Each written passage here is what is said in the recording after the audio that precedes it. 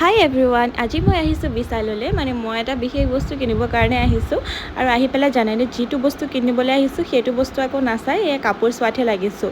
মানে কি কৰিব, ছোৱালী মানুহ নহয় জানো, কাপোৰ দেখিলে ৰ'বই নোৱাৰোঁ। আৰু এটা ড্ৰেছটো চাইছিলোঁ, কিন্তু যদি এই ড্ৰেছটো লৈ যাওঁ, মানে মই যিটো বস্তু কিনিবলৈ আহিছোঁ সেইটো কিনাই নহ'ব, সেইকাৰণে সেইটো থৈ দিলোঁ।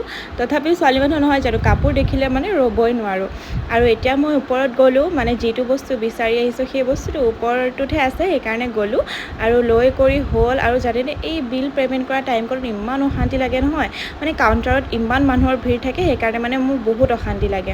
আৰু এতিয়া যিহেতু ভোক লাগিছে, ভাবিলোঁ কিবা এটা খাই লওঁ বুলি, সেইকাৰণে ৰেষ্টুৰেণ্ট এখন সোমালোঁ আৰু মই অৰ্ডাৰ কৰিলোঁ কি জানেনে, চিকেন ফ্ৰাইড ৰাইচ। মানে মই বহুত ভাল পাওঁ চিকেন ফ্ৰাইড ৰাইচ খাই, আৰু আগতে কলেজত থাকোঁতে মই বেছিকৈ চিকেন ফ্ৰাইড ৰাইচে খাইছিলোঁ।